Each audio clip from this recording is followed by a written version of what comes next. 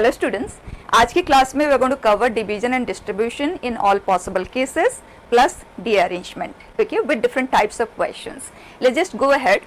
Division and distribution का first case, distribution of distinct objects into distinct containers. Those containers can be persons, can be bags, baskets, boxes, but they are distinct minded, ठीक है. So distinct object distribution into distinct containers where first category is, इसमें हम 3 cases cover करेंगे. So first case is when किस container के पास कितने objects जाने हैं, that is predecided, that we are not deciding, that the question has already decided. For example, number of ways of distributing 10 distinct objects. अभी जो हम discuss कर रहे हैं डिस्टिंक्ट ऑब्जेक्ट का डिस्ट्रीब्यूशन की बात कर रहे हैं. लेटर नेक्स्ट टॉपिक जो हम करेंगे that is solutions of linear equations, वहां पे हम डिस्ट्रीब्यूशन ऑफ आइडेंटिकल ऑब्जेक्ट्स को कवर करेंगे, ठीक है. तो यहाँ पे only distribution of distinct objects.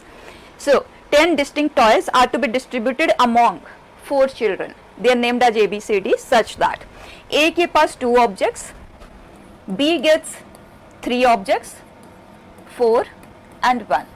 किसको कितने ऑब्जेक्ट्स मिलने हैं that is already decided by the question, ठीक है. तो उस कैटेगरी को हम हैंडल किस तरह से करेंगे, लुक एट. आपके पास 10 डिस्टिंक्ट ऑब्जेक्ट्स हैं, आप कोई भी 2 को सिलेक्ट कर लेंगे. 10 से 2 ways of selecting and you are going to give those toys to A. तो ए का काम हो गया खत्म. 2 टॉयज हमारे पास एग्जॉस्ट हो चुके हैं. आउट ऑफ टोटल ऑफ 10 2 हट गए, 8 that were left with. 3 move we are going to select out of the remaining 8 and we are going to give them to B. B का भी काम खत्म हो गया. So number of toys that we have exhausted are 5 that we are still left with. उसमें से हम 4 को सिलेक्ट करेंगे, सी को पकड़ा देंगे and remaining automatically will be handed over to D, right. और अगर आप सिलेक्ट करके करना चाहें तो एक टॉय बचा है उसमें से एक को उठाएंगे, that is one way of doing, ठीक है. अगर आप इस रिजल्ट को सिंप्लीफाई करके देखें, ये हुआ एक रॉ फॉर्म ऑफ अंडरस्टैंडिंग, ठीक है. लेकिन हमें ये सब नहीं करना है, हमें एंड आंसर को डायरेक्टली लिखना है. देखें, अगर हम इसे सिंप्लीफाई करते हैं, this is 10 factorial, 2 factorial 8 factorial, this is 8 factorial, 3 factorial into 5 factorial, 5 factorial, 4 factorial into 1 factorial. इसकी तो जरूरत ही नहीं है. फाइन.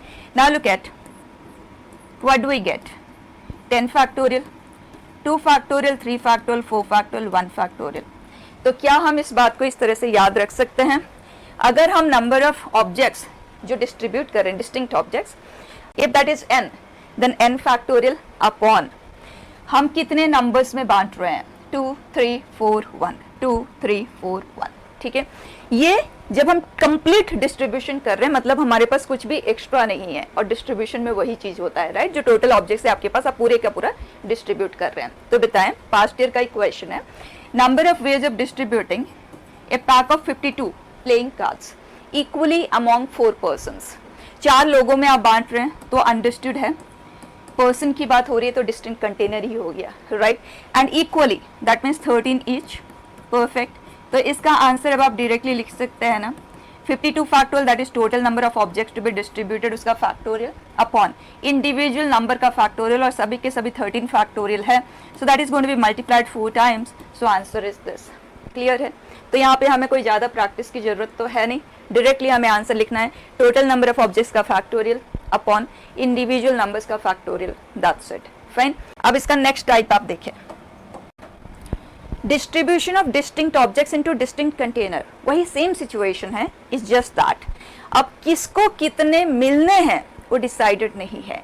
जैसे प्रीवियस केस में ए को कितने मिल रहे थे, बी को कितने, सी को कितने, डी को कितने, that the question was giving us.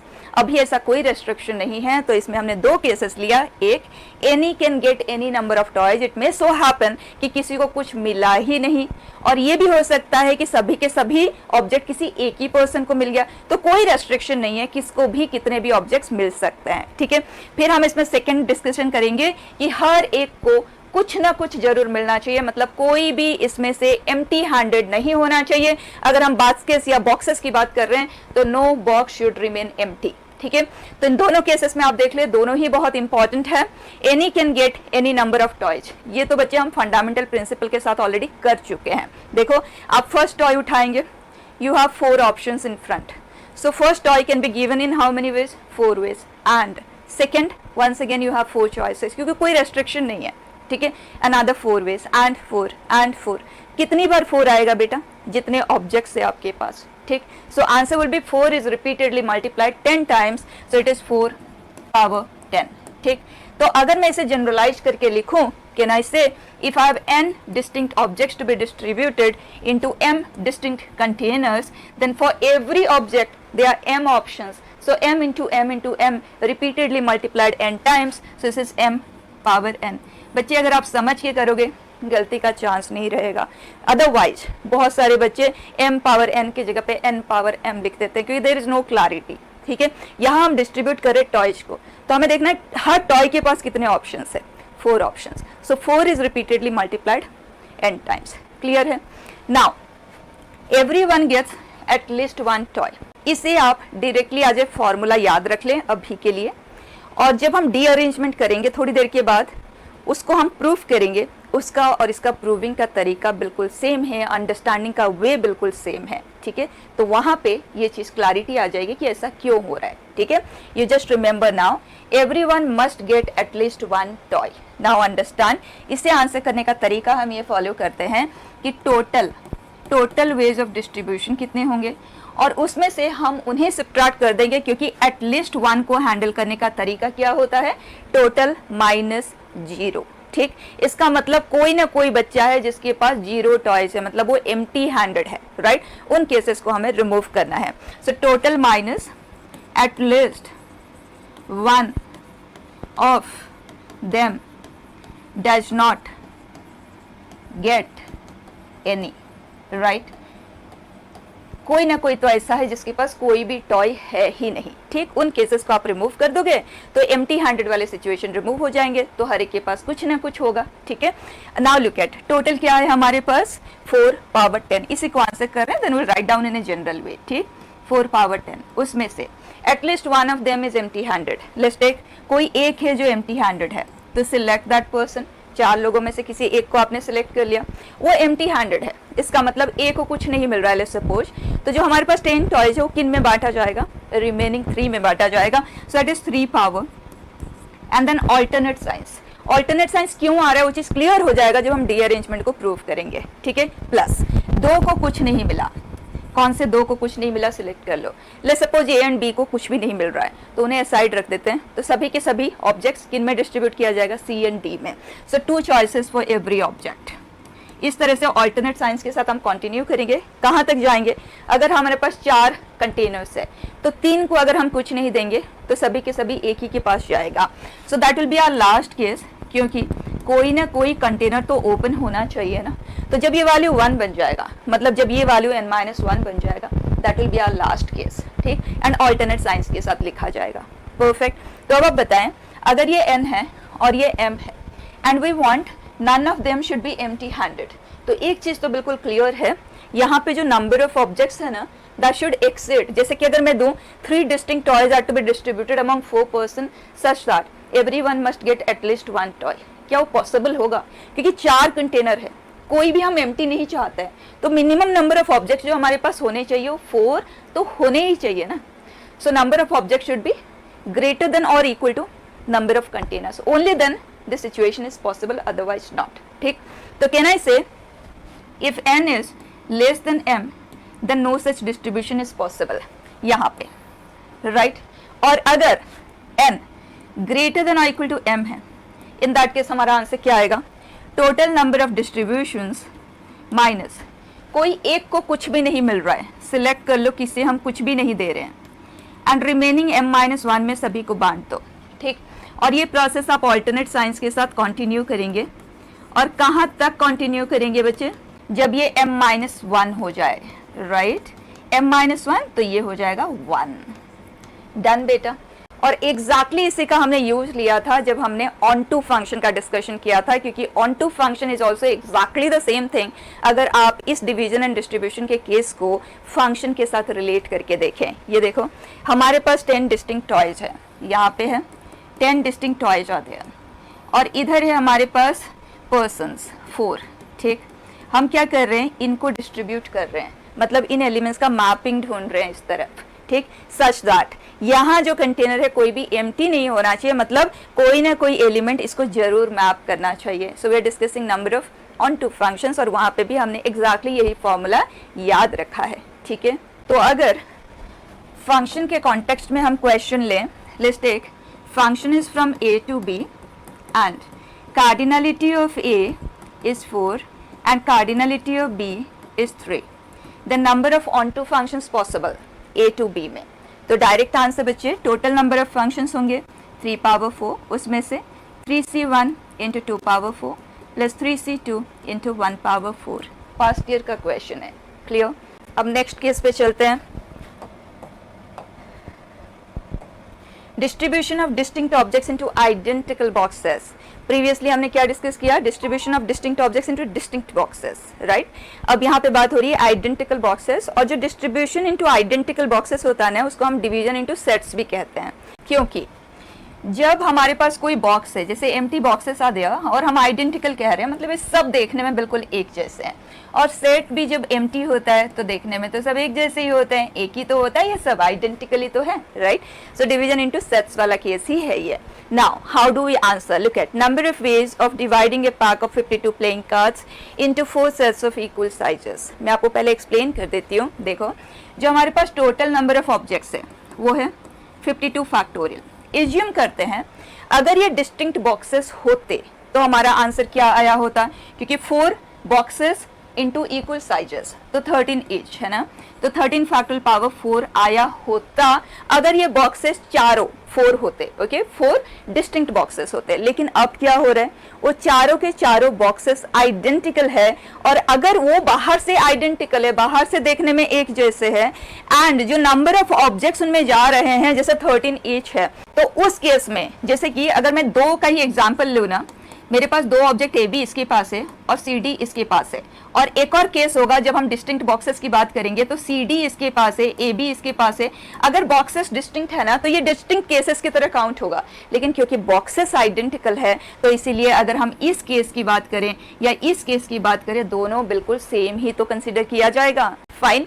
तो इसीलिए जब हम आइडेंटिकल बॉक्सेस में डिस्ट्रीब्यूट करते हैं, तो बस आपको ये देखना है कि कितने ऐसे सेट्स हैं जिनके साइजेस इक्वल हैं. जैसे यहाँ पे 4 सेट्स हैं एंड सभी के साइजेस इक्वल है 13 ईच, तो उस केस में उनके जो इंटरनल रिशफलिंग है वो अब रुक जाएगा. जैसे यहाँ पे 2 थे ना, तो हमारा आंसर क्या हो रहा था? हर 2 केस एक में कन्वर्ट हो रहा था. So we divide the answer by 2 factorial. यहाँ पे divide the answer by 4 factorial. ठीक है, इसमें थोड़ा सा और क्लैरिटी लाते हैं. Let's suppose I have 14 distinct objects and I want to divide them into 4 sets, and 2 के साइजेस से 5 ईच एंड 2 के साइजेस से 2 ईच. ठीक है, अब आपने क्या करना है? जैसे 14 डिस्टिंक्ट ऑब्जेक्ट्स हैं, एज्यूम करते हैं कि ये डिस्टिंक्ट बॉक्सेस में बांटे जा रहे हैं, तो हमारा आंसर आएगा 5 factorial into 5 factorial into 2 factorial into 2 factorial, right. लेकिन अब क्या हो रहा है? 2 के साइजेस सेम है, 2 के साइजेस सेम है, तो ये वाला यहाँ है या ये वाला यहाँ है, कोई फर्क क्रिएट नहीं करेगा. So divide the answer bye कितने हैं जिनके साइजेस इक्वल है, बस वो नंबर आपको देखना है. फिर 2 और है जिनके साइजेस सेम है, मतलब इनमें भी शफलिंग काउंट नहीं होगा. ठीक. एक और केस देखो. I have 10 distinct objects, I want to divide them into 4 sets of sizes, ये है. ठीक. अब हमारा आंसर आएगा 10 factorial upon 3 factorial into 3 factorial into 3 factorial. 1 factorial तो 1 ही होता है, लिखे ना लिखे एक बराबर है. ये आंसर है अगर वो डिवीजन इनटू डिस्टिंक्ट कंटेनर हो रहा है. लेकिन कंटेनर्स आइडेंटिकल है, तो आपको ये देखना है कितने सेट्स है जिनके साइजेस सेम है. 3 ऐसे सेट है जिनके साइजेस सेम है. सो डिवाइड बाय दैट कितने ऐसे सेट्स है जिनके साइजेस सेम है, वो नंबर यहाँ पे आएगा. Is that fine? So division bye 3 factorial. Clear. तो अगर यहाँ पे बात की जाए कि हमारे पास है 20 डिस्टिंक्ट ऑब्जेक्ट्स एंड हम उन्हें डिवाइड कर रहे हैं 5 4, ये हो गया 9 7 4. ठीक है, परफेक्ट है ना. 20 डिस्टिंक्ट ऑब्जेक्ट्स, ये है सेट के साइजेस. तो हमारा आंसर आएगा 20 फैक्टोरियल अपॉन इनके फैक्टोरियल आप स्ट्रेट अवे ले लेंगे. सो 4 फैक्टोरियल 2 बार है एंड 7 फैक्टोरियल. फर्दर अब आपको क्या करना है? आप देखो कोई 2 सेट है क्या जिनके साइजेस सेम है? 5 तो एक ही बार आ रहा है, 7 एक ही बार आ रहा है, 4 2 बार आ रहा है. तो 2 such sets are there which have equal sizes, so divide it by that number factorial. That's it. Clear बेटा? Next देखें. Distribution of distinct objects into distinct containers same है जो केस 1 में था. एक सिचुएशन के फॉर्म में आप देखें, number of ways of distributing 13 distinct objects among 3 persons, 3 distinct containers such that 2 of them get 4 each and 1 gets 5. आप इसको कनेक्ट करो बच्चा केस 1 के साथ. उसमें क्या हो रहा था? किसे कितने मिल रहे थे वो क्वेश्चन बता रहा था हमें। यहाँ पे क्वेश्चन कह रहा है कि 2 of them get 4 each. Numbers fixed है लेकिन किसको कितने मिल रहे हैं इन पर्टिकुलर वो चीज फिक्स नहीं है। तो हो सकता है कि इन दोनों को 4 मिले, इसे 5 मिले, हो सकता है इन दोनों को 4 और इसे 5, हो सकता है इन दोनों को 4 और इसे 5। तो अगर आप इसे केस 1 के फॉर्म में डील करना चाहते हैं तो इस तरह से आप इसे केसेस में डिवाइड करेंगे और आप इसे बहुत इजीली कर सकते हैं। बताएं इसका आंसर क्या आ जाता है। We have 13 distinct toys and A को इतने, बी को इतने, सी को इतने। So 13 factorial upon 4 factorial into 4 factorial into 5 factorial, right. और वही आंसर 3 बार आएगा। सो क्लियर बेटा। तो इस प्रोसेस से केसेस में डिवाइड करते हुए तो आप कर ही सकते हैं, but best way of answering, समझना मेरी बात को वेरी स्मार्टली। हमारे पास 13 डिस्टिंक्ट टॉयज है और हमें क्लियर है कि 2 के पास 4 में जाना चाहिए और 1 के पास 5 में जाना चाहिए। तो हम एक काम करते हैं ना, हम 3 गिफ्ट पैक्स तैयार कर लेते हैं जिनमें से 2 के पास 4 ऑब्जेक्ट डालेंगे और एक गिफ्ट पैक में हम 5 ऑब्जेक्ट्स डालेंगे, ठीक है। एंड गिफ्ट पैक्स का मतलब क्या है, डिवीजन इनटू सेट्स। अभी हम उन्हें किसी पर्सन को अलॉट नहीं कर रहे हैं, हम बस उन्हें डिवाइड कर रहे हैं कि हमें इतने इतनों में उनको डिवाइड करना है। मतलब डिवीजन इनटू आइडेंटिकल बॉक्सेस की बात हो रही है। फिर हम उन ऑब्जेक्ट्स को उठा के एक एक को पकड़ा देंगे जो 3 लोग हैं हमारे पास, फाइन। तो सबसे पहले डिवीजन इनटू सेट्स की बात करते हैं। So that is 13 factorial upon 4 factorial का square and 5 factorial. And 2 set है जिनके साइजेस इक्वल है, 4, 4 एंड 5 है। 2 के साइजेस इक्वल है, so divide the answer further bye 2 factorial. ये हो गया, गिफ्ट पैक्स तैयार कर लिया हमने। अब क्या करना है, 3 डिस्टिंक्ट ऑब्जेक्ट्स है हमारे पास जो 3 गिफ्ट्स है एंड 3 पर्सन है। कोई भी गिफ्ट हम किसी को भी दे सकते हैं बट 1 ईच हमें देना है, ठीक है। तो अब आप ये बताएं, ये जो 3 ऑब्जेक्ट है हमारे पास, ABC तो लाइन से खड़े हैं ना, तो हम इन 3 ऑब्जेक्ट्स को लाइन से अरेंज कर देंगे 3 फैक्टोरियल वेज में।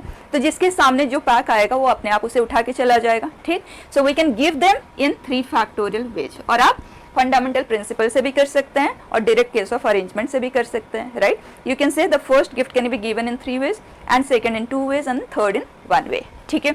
अगर आप इसे सिंप्लीफाई करके देखें ना तो exactly the same answer you and up getting. This is a better way of handling. कोई केसेस में डिवाइड करने की जरूरत ही नहीं है हमें, क्लियर। तो आप बता दें, if I want to give let's take 18 distinct toys among 4 children such that 3 of them they get 5 each and 1 gets 3 objects, ठीक है। तो हम क्या करेंगे, ये साइजेस के सेट्स तैयार कर लेंगे। सो that is 18 factorial upon 5 factorial thrice and 3 factorial and 3 set के साइजेस इक्वल है, so divide further bye 3 factorial. Now we have 4 gifts ready and we want to give them among 4 persons, so that is 4 factorial in multiplication, clear।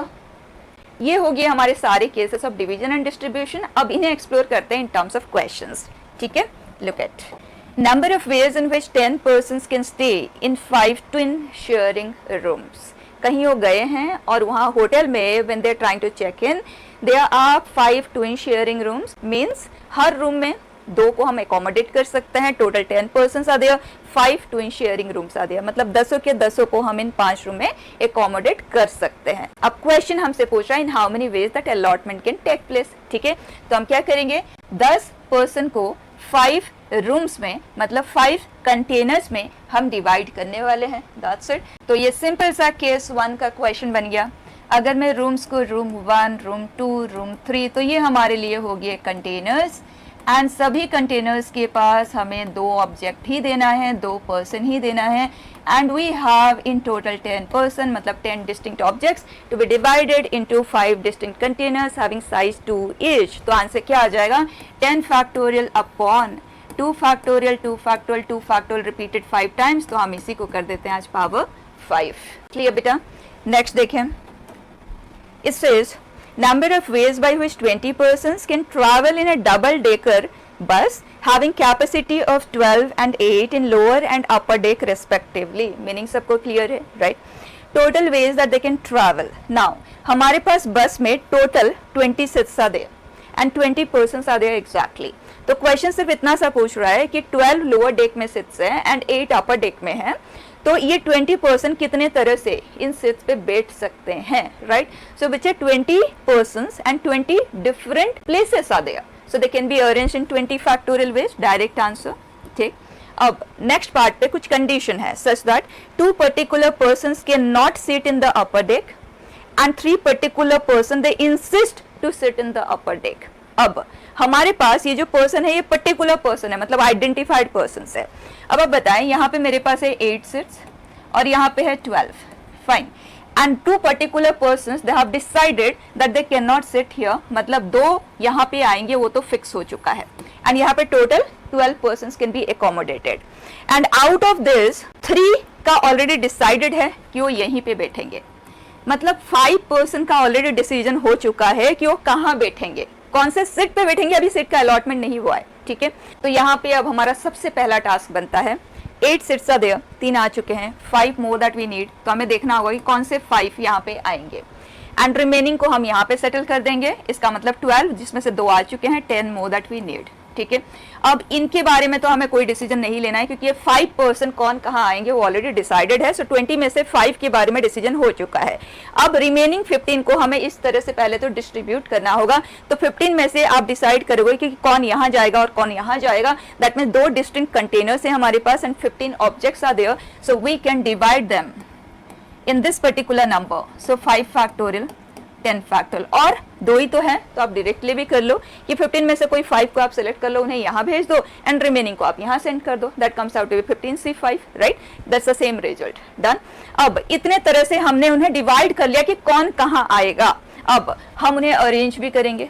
तो यहाँ पे जो 8 objects है, 8 places है, they can be arranged. And यहाँ पे 12 and 12 places. Clear? So these are the different categories of sitting plans satisfying the given condition. Clear? Next बच्चा. There is a long table having 5 chairs on either side. दोनों side का नाम हमने दे दिया, A side and B side. Fine. So this is side A and this is side B. 5 chairs है दोनों तरफ. Now the question says number of ways 10 people can sit such that उन 10 person का नाम है P1, P2, P3 so on till P10. P1 and P2 ने कहा कि हम तो कॉर्नर वाली चेयर पे ही बैठेंगे. तो P1 एंड P2 के लिए इन 4 में से कोई 2 सीट उनको अलॉट किया जाएगा. Further it says P5, P6, P7 and P8 they are friends, so they want to sit together. Now since they want to sit together, understood है कि कुछ इधर तो नहीं आएंगे, ये एक ही साइड में ही आएंगे. That is all what the question says. Clear? अब आते हैं आंसर करते हैं. सबसे पहले हम इस कंडीशन से बिगिन कर लेते हैं. P1 and P2 they want to take the corner seats. ठीक है, तो सबसे पहली बात ये देख लेते हैं, हो सकता है P1 एंड P2 दोनों सेम साइड में रहे. ठीक, तो अगर P1 and P2 same side में है, या तो साइड A में है या साइड B में है, तो आप चूज कर लो कि कौन से साइड में P1 एंड P2 को आपको डालना है. ठीक, तो केस 1 की हम बात कर रहे हैं, when P1 and P2 are on the same side of the table, on the same side. Fine. फिर हम डिस्कशन करेंगे when P1 and P2 on the opposite side. Fine. तो to see one way of deciding कि P1 and P2 कौन से side में आएंगे. Let's suppose P1 and P2 decided they want to come on this particular side. अब P1 and P2 के लिए corner से तो उस साइड में हमारे पास 2 ही है, तो उन 2 प्लेसेस पे उन 2 को हम अरेंज कर देंगे इन 2 फैक्टोरियल वेज. ठीक है, तो लेट्स सपोज P1 को यहाँ, P2 को यहाँ हमने अरेंज कर दिया.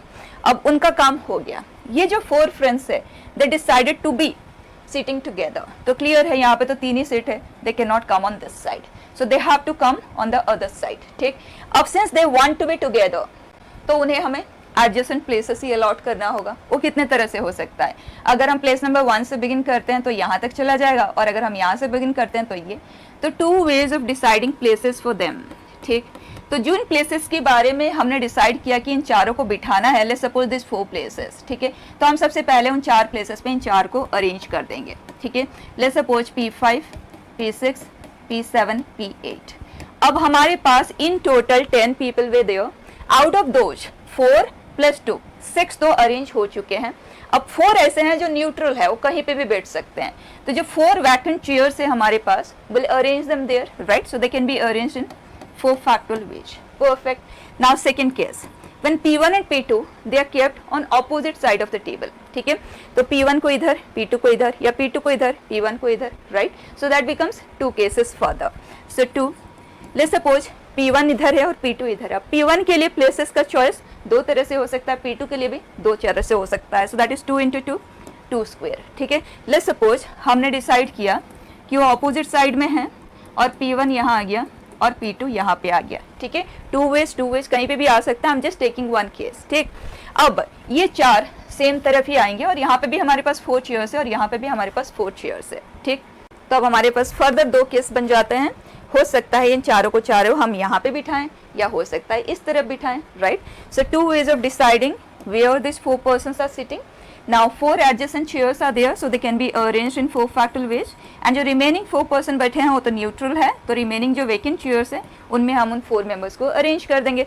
तो इस तरह से step by step आप करेंगे, कोई प्रॉब्लम नहीं है। तो कुछ क्वेश्चन हमें ऐसे भी मिलेंगे जिन्हें हमें इस तरह से मल्टीपल केसेस में डिवाइड करते हुए सिचुएशन को स्टडी करते हुए स्टेप बाय स्टेप आंसर करना होगा, उसके लिए कोई डायरेक्ट तरीका नहीं होगा, ठीक है। So feel very comfortable, things are going to be very very easy. It's just that we need to relate the things, understand the situation and accordingly ऐसे समझें कि आपको उस सिचुएशन को मैनेज करना है, तो आप स्टेप बाय स्टेप उसे मैनेज किस तरह से करेंगे, ठीक है। नेक्स्ट देखें बेटा, show that product of n consecutive natural numbers is divisible by n factorial। ये हम प्रूफ जरूर कर रहे हैं लेकिन इसे आप as it is याद रख लें, ठीक है। आप इसका डायरेक्ट यूज ले सकते हैं।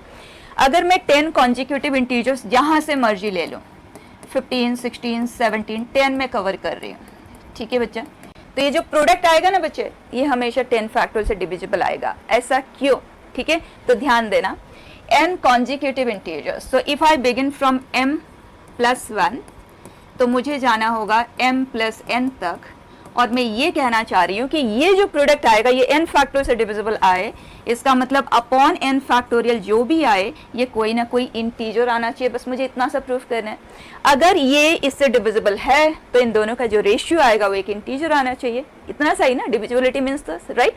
तो इसके लिए आप यहाँ देखें, ये फैक्टोरियल में है, तो आप इसे फैक्टोरियल में अगर कन्वर्ट करते हैं तो ये m+1 ऑनवर्ड्स कॉन्जिक्यूटिव नंबर से m+n तक, दैट मीन्स यहाँ पे 1 से m तक का जो प्रोडक्ट ऑफ नंबर से वो मिसिंग है। So what I am going to do is, मैंने m फैक्टोरियल से इसे कर दिया मल्टीप्लाई और कर दिया इसे डिवाइड, ठीक। सो न्यूमरेटर बन जाता है m+n factorial upon m factorial n factorial. Done बच्चा, क्या ये m+n cm को रिप्रेजेंट कर रहा है, या आप उसे m+n cn भी लिख सकते हैं, राइट।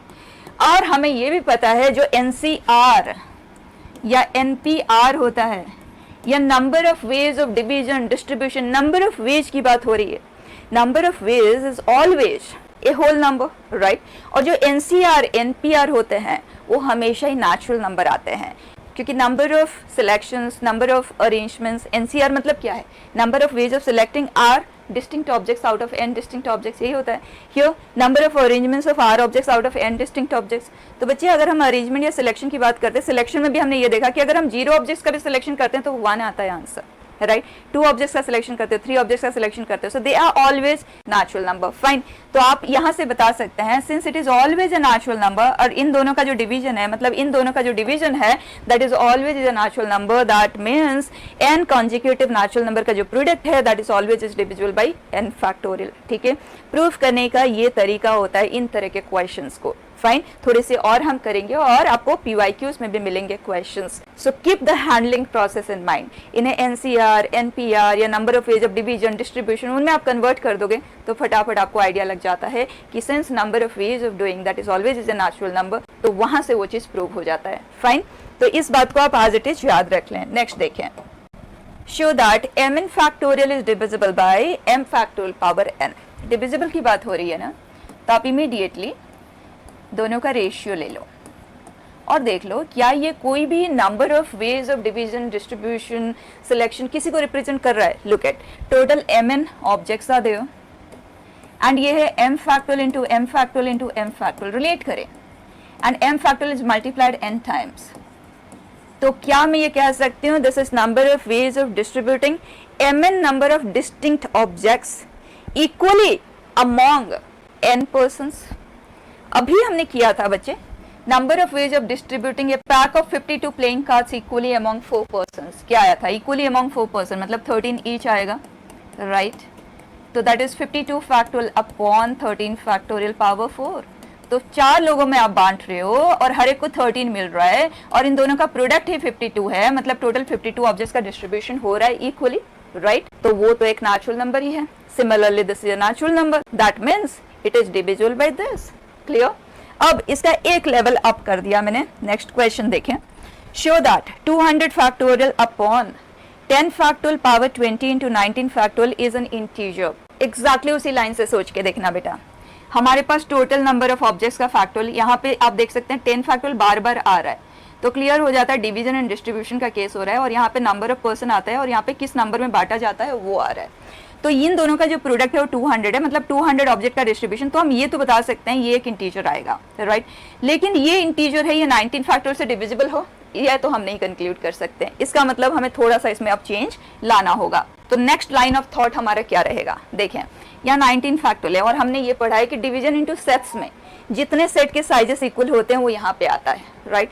दैट मीन्स अगर मैं इसे कुछ इस तरह से लिखूं कि जो डिनोमिनेटर में है 10 फैक्टोरियल पावर 19 कर दूं, मतलब मेरे पास 19 सेट्स है और हर एक का साइज 10 ईच है, तो यहाँ पे 19 फैक्टोरियल से ये डिवीजन हो जाएगा। लेकिन ऑब्जेक्ट्स कितने हैं, 19 इंटू 10 मतलब 190, तो 190 ऑब्जेक्ट्स को हैंडल करने के लिए तो ये बिल्कुल परफेक्ट है। तो ये क्लियर हो जाता है ये जो कुछ भी आएगा एक इंटीजर आएगा, राइट।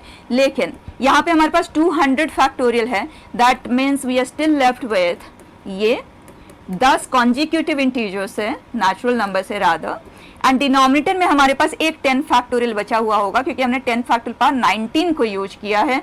और हमने ये भी पढ़ लिया है कि product of m consecutive integers is always divisible by m factorial, तो ये डिवाइड हो जाएगा, that means it is an integer, this is an integer, दो इंटीजर का प्रोडक्ट एक इंटीजर ही तो आएगा। क्लियर बेटा। तो इस पर्टिकुलर सिचुएशन का भी ध्यान रखें, ये नहीं कि डायरेक्टली वो कन्वर्ट हो रहा है तभी हम उसे आंसर कर पाए, तो इस तरह से दो सिचुएशन को भी आप कंबाइनली हैंडल कर सकते हैं। तो अगर आप डिवीजन एंड डिस्ट्रीब्यूशन का जिस तरह का रिजल्ट क्रिएट होता है उसे अगर आप ध्यान में रखते हैं तो मोस्टली हमारे क्वेश्चन उसी के ऊपर ही बेस्ट आता है, तो आप उनके साथ रिलेट करते हुए इस तरह से इजिली डील कर सकते हो सिचुएशन को। ठीक है, नेक्स्ट बेटा डीअरेंजमेंट। डीअरेंजमेंट वर्ड को पहले समझें।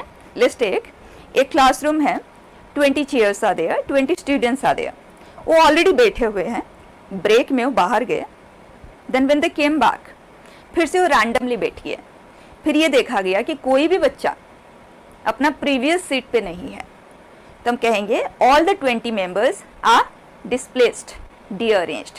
वो अपने ओरिजिनल प्लेस पे नहीं है, प्रीवियस पोजीशन पे नहीं होना, उसके अपने पोजीशन पे नहीं होना, या जो पोजीशन के बारे में, स्पेसिफिक पोजीशन के बारे में डिस्कशन हो रहा है वहां से वो हट गया है।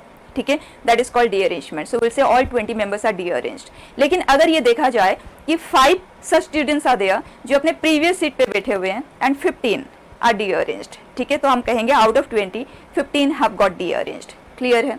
एक और सिचुएशन लेते हैं, 5 पर्सन्स आर देयर एंड उन्होंने अलग अलग कलर के टी शर्ट्स पहने हुए हैं एंड वही सेम कलर के 5 चेयर्स हैं and they are being asked to be seated. फिर ये देखा गया कि चेयर का कलर एंड टी शर्ट का कलर किसी भी केस में मैच नहीं कर रहा है। So will say all the 5 are deranged, मतलब अगर वो उनके लिए कॉरेस्पॉन्डिंग प्लेसेस हम मान लेते हैं, क्योंकि क्वेश्चन कह रहा है मैच नहीं कर रहा है, तो मैच करने को अगर हम उनके ओरिजिनल प्लेसेस कंसिडर कर लेते हैं तो all of them have got displaced. ठीक है, so will say all 5 members are deranged. Clear है मीनिंग। नाउ अगर हमारे पास n डिस्टिंक्ट ऑब्जेक्ट्स हैं and all n have got dearranged, उसका रिजल्ट आप पहले याद रखें, then I'll explain how we get this n factorial into 1 minus 1 by 1 factorial। याद रखने के लिए सिंपल है, इसलिए हम यहाँ से बिगिन करते हैं, अदरवाइज इसका कोई रोल नहीं है क्योंकि ये दोनों एक दूसरे को कैंसिल ही कर देते हैं। तो आप डायरेक्टली यहाँ से बिगिन कर सकते हैं अपना आंसर। ठीक है, and it will go up to n factorial with alternate signs। तो ऑड है तो -1 है, तो यहाँ आ जाएगा फाइन। तो अगर कहा जाए 5 लेटर्स है हमारे पास, हमने 5 फ्रेंड्स को 5 लेटर्स लिखे एंड उनके कॉरेस्पॉन्डिंग एड्रेसेस भी हमने 5 एनवेलप्स पे कर दिए, but while inserting the letters into the envelopes हम किसी से बात कर रहे थे तो ध्यान नहीं दिया और हमने रैंडमली उन्हें इंसर्ट कर दिया and letter we came to know कि none of the letter got into the right addressed envelope. तो वो करने का तरीका क्या होगा, this is 5 factorial 1 by 2 factorial minus 1 by 3 factorial plus 1 by 4 factorial and going up to ये है, राइट, यहीं तक ही जाएगा। अब आप फ्रैक्शन से डील बिल्कुल भी मत करना, रादर आप मल्टीप्लाई करते चले जाएं। ठीक है, तो 5 factorial by 2 factorial 120 by 2 60, 120 by 6, और आप ऐसे भी कर सकते हैं कि 5 factorial by 2 factorial ऑलरेडी निकाल चुके हैं एंड 3 factorial मतलब एक 3 एक्स्ट्रा आ जाता है क्योंकि 2 factorial तक डिवीजन हो चुका है, तो 60 को आप 3 से डिवाइड कर दें, फिर इस 20 को आप फर्दर 4 से डिवाइड कर दें, फिर इसे आप 5 से डिवाइड कर दें, जो एक्स्ट्रा डिवीजन में आ रहा है ना, क्योंकि 4 फैक्टोरियल मतलब 1 से 4 तक ऑलरेडी है डिनोमिनेटर में, एक और 5 एक्स्ट्रा आ रहा है, ठीक है। इसे आप कैलकुलेट कर लें 44, फाइन। लेकिन अगर पार्शियल रीअरेंजमेंट हो रहा होता, जैसे n ऑब्जेक्ट्स में से m objects are getting rearranged, in that case कौन से m रीअरेंज्ड हो रहे हैं आप सिलेक्ट कर लें, बाकी सब तो अपने ओरिजिनल प्लेसेस पे होंगे, तो one way of arranging them, and m factorial into, यहाँ से आप लिखना चाहें यहाँ से लिख लें, और आप 2 फैक्टोरियल से बिगिन कर सकते हैं, your choice. This is -1 power m 1 by m factorial, क्योंकि rearrangement of m objects we are discussing, clear. अब मैं क्विकली इससे पहले आपको एक्सप्लेन कर देती हूँ कि ये बना कैसे, ताकि क्लैरिटी रहे। लुक एट बेटा, तो अगर मैं 5 के कॉन्टेक्स्ट में ही बात कर लेती हूँ, ये वाला सिचुएशन ले लेती हूँ, 5 लेटर्स एंड 5 एड्रेस्ड एनवेलप्स आते हैं, ठीक है। तो डी अरेंजमेंट कितने तरह से पॉसिबल होगा, तो बच्चा जब हम डी अरेंजमेंट की बात कर रहे हैं, तो जैसे पर्टिकुलर लेटर के लिए एक पर्टिकुलर एनवेलप ही था ना, उसके कॉरेस्पॉन्डिंग एड्रेस था, उसका राइट प्लेस था, वो उस राइट स्लॉट में नहीं है, ठीक है, नहीं है। So what it means is, जो टोटल नंबर ऑफ अरेंजमेंट्स है हमारे पास, उसमें से हम उन्हें रिमूव कर देंगे जिसमें at least 1 letter is at right place, क्योंकि हम कह रहे हैं कि ऑल 5 आर रीअरेंज्ड, मतलब कोई भी लेटर अपने सही जगह पे नहीं है। तो way of answering is total minus at least 1 is at right place, perfect. अब बचा टोटल, जब 5 ऑब्जेक्ट्स है, 5 एनवेलप्स है, so number of ways of insertion 5 factorial, और n ऑब्जेक्ट के लिए वो हो जाएगा n फैक्टोरियल, ठीक है। Now come over to at least 1 is at the right place. अब एटलीस्ट 1 आपने सेट में पढ़ा था, जब हम A union B union C union D union या यूनियन की बात करते हैं, तो हम क्या कह रहे होते हैं, elements present in at least 1 of those sets, right. Union का मतलब क्या है, जब हम A यूनियन B की बात करते हैं तो हम कौन से एलिमेंट्स को लेते हैं, presence of elements which are present in at least 1 of them, right. तो अगर आप सेट के कॉन्टेक्स्ट में डिस्कशन करते हो प्रेजेंस इन एटलीस्ट 1, तो हम काउंट कर रहे होते हैं कि presence in their union, correct. तो यूनियन में प्रेजेंस, अब आप बताएं जो यूनियन की कार्डिनलिटी होती है वो क्या होती है, S1 minus S2 plus S3, अगर 3 सेट है तो S3 तक जाएगा, 4 sets are there then this, alternate signs के साथ आता है ना, ये हम सब ने पढ़ा हुआ है। और बच्चा इसमें S1 क्या होता है, elements which are present in exactly 1 set, ठीक है। That means n of A plus n of B plus n of C plus n of D, like this, right। S2 मतलब elements which are present in exactly 2 sets, मतलब A intersection B में है, A intersection C में, दो के intersection में present हो, right. तो उसी तरह से ये चीज क्रिएट होता है। अब बच्चा इसको आप इसके साथ कनेक्ट करके देखो, यहाँ पे बात हो रही है at least 1 is at the right place, तो S1 का मतलब 1 is at the right place, S2 का मतलब 2 are at the right places, 3 are at the right places, ठीक है। तो बताएं 1 is at the right place, select कर लो कौन सा है वो जो सही जगह पे है, उसको सही एनवेलप में डाल दो, बाकियों को रैंडमली प्लेस कर दो, सो 4 फैक्टोरियल। देन प्लस कोई 2 है जो सही जगह पे, उनको सही जगह पे डाल दो, बाकी तीनों को रैंडमली इंसर्ट कर दो, then 5C3 into 2 factorial, and the next that will be 5C4 into 1, and next will be beta 5C5 into 0 factorial. इसके आगे तो अभी जाएगा नहीं. Now if we simplify this बच्चा, this is 5 factorial minus 5 factorial upon 1 factorial into 4 factorial. 4 factorial cancel हो जाएगा तो सिर्फ ये रह जाएगा. यहाँ पे आ जाए, this is 5 factorial upon 2 factorial into 3 factorial. 3 factorial cancel हो जाएगा तो 2 factorial बच जाएगा. यहाँ पे 5 factorial upon 3 factorial into 2 factorial ये कैंसिल हो गया. आप लिख के देख लें अगर आपको डायरेक्टली नहीं पता चल रहा है. सिमिलरली दिस एंड एंड में आ जाता है 5 factorial upon 5 factorial. बच्चा पूरे में से अगर मैं 5 factorial को ले लेती हूँ common, I get this result. Clear? तो सिंपल चीज़ है, इसे अब आप एन डिस्टिंक्ट ऑब्जेक्ट्स के साथ रिलेट करते हुए डायरेक्टली आंसर लिख सकते हैं. फाइन. अब आ जाते हैं बच्चे कुछ क्वेश्चंस में. यहाँ देखें. First, number of ways of inserting 5 letters into 5 addressed envelopes such that no letter gets into the right envelope. अभी अभी हमने डिस्कस किया, आंसर भी मुझे याद है 44. डायरेक्टली लिख दिया. किस तरह से? 1 - 1 / 1 फैक्टर लिखने की जरूरत नहीं है. ये आ गया बेटा. इसे अभी हमने कैलकुलेट किया था तो हम रिपीट नहीं कर रहे हैं. 44 came out to be the answer. Next, exactly 2 letters are in the right envelope. 2 letter है जो राइट एनवेलप में है, तो सिलेक्ट कर लो कौन से 2 लेटर हैं जो सही जगह पे है, उन्हें आप सही जगह पे डाल दो. जो रिमेनिंग 3 है उनका रीअरेंजमेंट होना है. सो 1/2 फैक्टोरियल माइनस 1/3 फैक्टोरियल. अब 5C2 का वैल्यू क्या होता है? 10. 3 factorial into this, that is 3. This into this, that is 1. So answer is 20. Fine बेटा. Next देखें, 2 particular letters are in the right envelope. दोनों में difference देखना. यहाँ क्वेश्चन ने कहा कि 2 हैं जो सही जगह पे है, लेकिन वो 2 कौन से हैं, वो कोई भी हो सकता है. यहाँ 2 जो सही जगह पे वो पर्टिकुलर है, तो हमें उसे सिलेक्ट नहीं करना है. ठीक है, वो पर्टिकुलर अपने सही जगह पे बैठ चुके हैं ऑलरेडी. तो बस हमारा आंसर इतना सा आएगा and that is equal to 2. Perfect बेटा.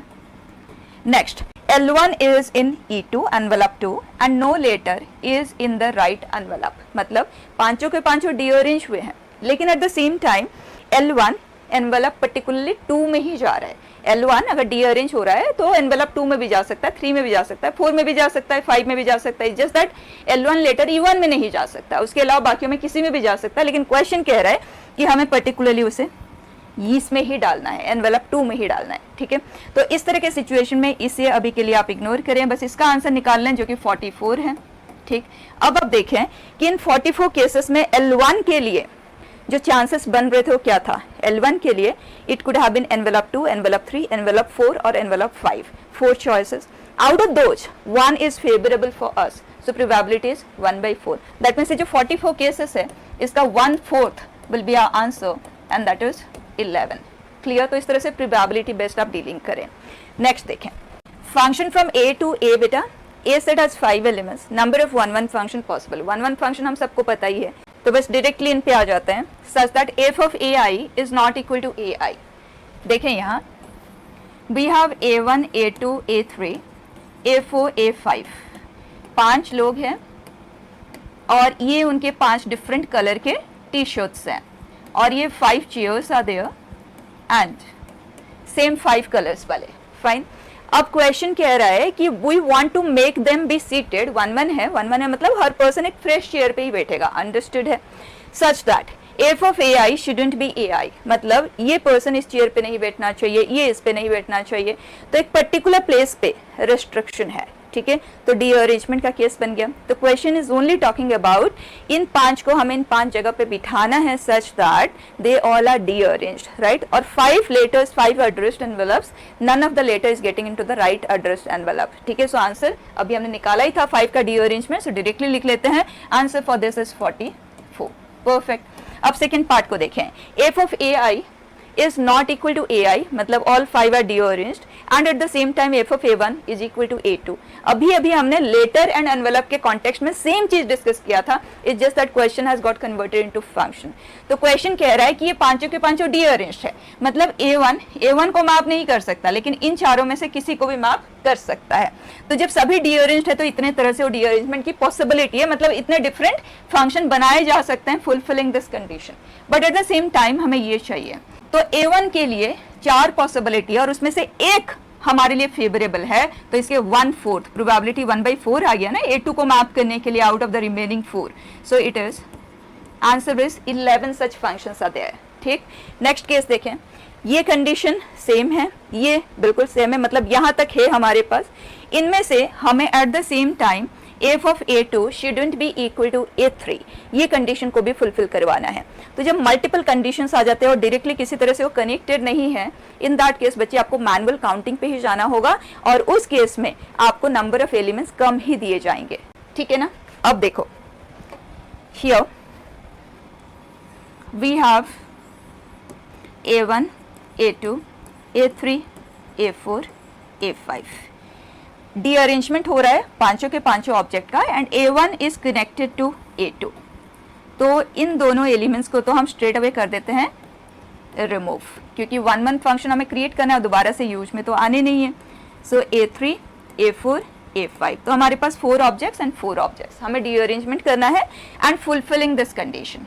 फाइन. बस इतनी सी बात. इस कंडीशन का तो हम ऑलरेडी ध्यान रख चुके हैं. इनफैक्ट आप इन एलिमेंट्स को डिलीट ही कर दो. Why keep extra things in front. ठीक है बेटा. तो ये तो हमारे लिए है ही नहीं.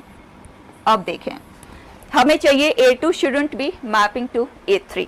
अब a2 a3 को मैप नहीं कर सकता, लेकिन इन तीनों में से किसी के साथ भी कर सकता है.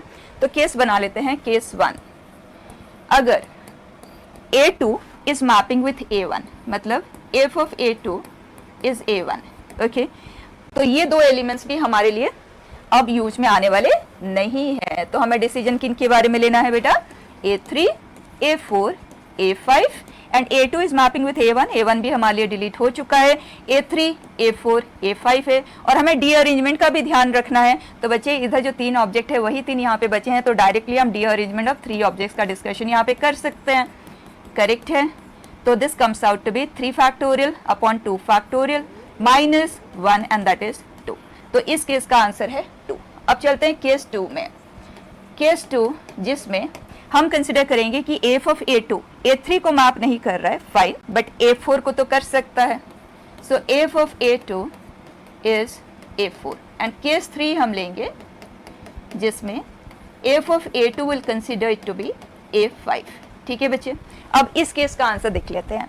A2 is mapping with A4, तो अब हमारे पास इस तरफ जो एलिमेंट्स है वो है A3, A4, A5 and A1, A3, A5। अब यहाँ पे हम डायरेक्टली इस तरह से डिस्कशन तो कर नहीं सकते, तो अब हमें फर्दर इसे मैनुअल काउंटिंग पे लेके जाना होगा। तो बताएं, अगर मैं A3 को A1 के साथ कनेक्ट करती हूँ, एक एक चीज लेते हैं, ठीक है।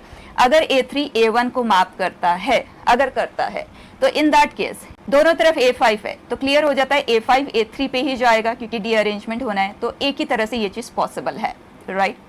अब नेक्स्ट लेते हैं A3 के साथ तो मैप कर नहीं सकता, तो अगर हम A3 को A5 के साथ मैप करवाते हैं, हम इसका डिस्कशन अभी नहीं कर रहे हैं, ठीक है, ये हो चुका है ये चीज। देन इन दैट केस ये दोनों और ये दोनों कंप्लीटली डिफरेंट है, मतलब A4 को हम ये भी दे सकते हैं, ये भी दे सकते हैं, कॉरेस्पॉन्डिंगली A5 मैप हो जाएगा। सो 2 वेज। करेक्ट बेटा, तो इस केस में हमारा आंसर आ गया आज 3। नेक्स्ट पे आ जाते हैं। अगर A2 मैप करता है A5 के साथ, so we have A3, A4, A5 और इधर है A1, A3, A4। अब एलिमेंट्स डिफरेंट है, तो इसी तरह से ही हमें मैनुअल काउंटिंग को लेके आगे बढ़ना होगा। तो अगर हम लेते हैं कि A3 is mapping with A1, in that case दोनों तरफ A4 है, तो A4 ये तो कनेक्ट नहीं हो सकता, तो इसके लिए एक ही चॉइस है, तो कॉरेस्पॉन्डिंगली है इसके पास, तो 1 आ गया। अब नेक्स्ट A3 के साथ तो जा नहीं सकता, अगर हम इसको इसके साथ लेते हैं, देन इन दैट केस ये और ये कंप्लीटली डिफरेंट है, तो A4 दो तरह से मैप हो सकता है एंड A5 रिमेनिंग के साथ मैप हो जाएगा 1 वे में। तो बच्चा टोटल आंसर हमारा क्या आ गया, 3 + 3 + 2 and that is 8 ways. Correct है, फाइन बेटा। So that's it for today. Next class में जो हमारा लास्ट क्लास रहेगा इस चैप्टर का, उसमें हम multinomial approach to handle questions वो डिस्कस करेंगे एंड जो लीनियर इक्वेशन के इंटीग्रल सॉल्यूशंस रिलेटेड हम डिस्कशन करते हैं, not just for linear equations but x y z is equal to some integer, इस तरह की भी जो डिस्कशन होता है, product is equal to an integer, कितने उसके सॉल्यूशंस होंगे और उनके एप्लीकेशन बेस्ड जो वेराइटीज ऑफ क्वेश्चंस होते हैं उन्हें हम डिस्कस करेंगे। एंड वो सेक्शन बहुत इंपॉर्टेंट है, बहुत इंटरेस्टिंग भी है और उससे बहुत ज़्यादा क्वेश्चंस भी आते हैं। ठीक है बेटा, सो क्लोजिंग इट हियर।